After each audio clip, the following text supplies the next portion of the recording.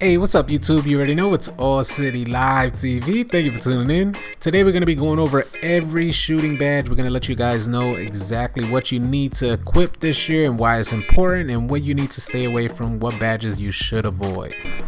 So the catch and shoot badge is first. For a short time after receiving a pass, the receiver's outside shooting attributes get a significant boost. Now, catch and shoot has been in 2K for the longest time, and everyone knows how important this badge is to have, especially playing with a playmaker that has Dimer on Gold or Hall of Fame. Clutch shooter. Shot attempts that occur during the final moments of the fourth quarter or in any overtime period receive a large boost. So for you park players out there, if you're going to be playing park this year, there is no need for you to have clutch shooter on. Clutch shooter is for pro-am or rec players, for my career players. This badge is for players that play in an actual 4-quarter game. Otherwise, it's not even going to be a relevant badge. Corner specialist. Deep, mid-range, or 3-point shots taken along the baseline of the court receive a boost, whether it is off dribble or off a catch. So this means this badge is for, now everyone knows corner specialist and also how important this badge is, but I think they're going to put more reference on the badge this year because it covers mid-range and 3-point shots. So for you shot creators out there that like to take fades in the corner or dribble along the baseline and take a fading shot, this badge is going to be important this year. So we're going to want to make sure you set that badge for park and for pro-am. Deadeye. Jump shots taken with a defender closing out receive less of a penalty from a shot contest. This includes both mid-range and 3-point shots. This year they mixed the mid-range Deadeye with the deep-range Deadeye badges, and they just made one Deadeye badge, and that covers both mid-range and long-range shots, or 3-point shots. So what this badge is also saying this year, some of the changes, it has to do with closing out. So this means that the defender is not exactly there, not exactly covering, so you're not going to just be able to pull up in a defender's face and think that this badge is going to be effective. You're going to have to create a little space. The defender is closing out. Then this badge will be way more effective. If you don't have space, this is not the badge that you want to be using. So in other words, if you're a good shooter, in 2K20, then this is the badge for you. If you're one of those that just pull up all willy-nilly, then this badge is not going to be as effective for you. Deep fades. Post fadeaways taken far from the basket receive less of a distance penalty than normal. Now this badge is going to be especially good for post scorers and shot creators. I would even go so far as to say shot creators can use this badge effectively this year. I want to see what the badge does for a shot creator taking fades as opposed to just having to do with post fade. The difficult shots badge. High difficulty jumpers such as hop steps, spins, step backs, and pull-ups receive a shot percentage boost. Now you got to understand that a lot of these badges are mentioning a shot percentage boost versus less of a penalty. So this badge in particular boosts your shooting ability, and these are the type of badges that you want. Badges that actually boost your shooting ability, and everybody knows how important the difficult shots badge is for a shot creator. Not so much as a spot up shooter, but for a shot creator that likes to take moving shots, this is the badge for you, and you want to make sure you put that on Hall of Fame. Flexible release. Shot timing penalties for jump shots are reduced, making it easier to knock down attempts even when releasing early or late. Now a lot of you bad shooters out there, such as myself, I've never been a good shooter in 2K, but this badge will definitely help people like me out there on the court that do not invest as much time in locking down or really getting to know your release point. Green Machine gives an additional shot boost when consecutively achieving excellent releases on jump shots.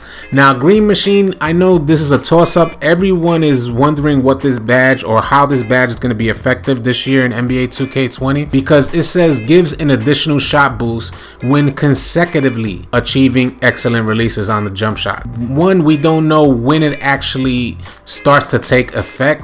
When they mentioned consecutively, they didn't mention 2 or 3 or how many excellent releases in a row you need for this badge to actually activate and give you the jump shot boost. So that's up for debate. I guess we're gonna find out when the game releases. Hot start. For every shot made from the beginning of the game, player receives a shot attribute bonus that lasts until the first missed shot attempt. So this badge looks like it's going to be extremely important this year. Hopefully there's no penalties with this badge. I'm going to explain how some of the badges have penalties, and they are not in the description here, but Mike Wang has released tweets about some of the penalties for particular badges. For every shot made from the beginning of the game, a player receives a shot attribute bonus. Now you got to understand how important that is. You know, some of these badges reference boosts or bonus, but this one in particular mentions attribute bonus, which means that if you're 96 mid-range or 95 mid-range, whatever it is, it goes up 1. So for every shot made, you receive an attribute bonus. You make another shot, it goes up again. You make another shot, it goes up again until you miss your first shot attempt. So if you're 95, you make one shot, goes to 96. 96, make another shot, goes to 97, and so on and so forth. Hot Zone Hunter. Shots that are taken in a player's hot zones are given a boost. Now we all know this is a great badge to have, Hot Zone Hunter. If you got hot zones, you're gonna get a boost if you take shots within your hot zone. Ice and Veins. Free throws taken in the second half of close games or overtime periods are given a boost. Also, the timing window for free throws becomes larger. This is not a badge you want to have on if you're a park player. If you're out there in the neighborhood, you do not want to waste your badges and have Ice and Veins on, because it's going to be useless in the park, as the park normally does not have free throws. So if you're a Pro-Am rec player, you're gonna want to equip this badge. My career, you're gonna want to have this badge because free throws are extremely important in NBA 2K. Pick and Popper. Shot attempts that come after setting a screen are given a boost if the shot happens far enough from the rim and within a few seconds after the screen has been set. Pick and Popper has always been a great badge. Always love to get boosts after using a screen. So for you sharpshooters out there, even shot creators, if you can get a boost off of a pick, then you'll definitely want to equip this badge. Pump Fake Maestro. Sure is the timer that determines how long after a pump fake a player can shoot without incurring a shot percentage penalty. Now this year, Mike Wang also talked about this. Pump fake will give you an extreme penalty this year. So if you're gonna pump fake, you're gonna receive a large penalty. You're likely gonna miss the shot, especially if it's contested. So this badge is what you're gonna be. We don't know how effective this is, a new badge. We don't know how effective this badge is going to be this year, or how effective pump fakes in general are gonna be.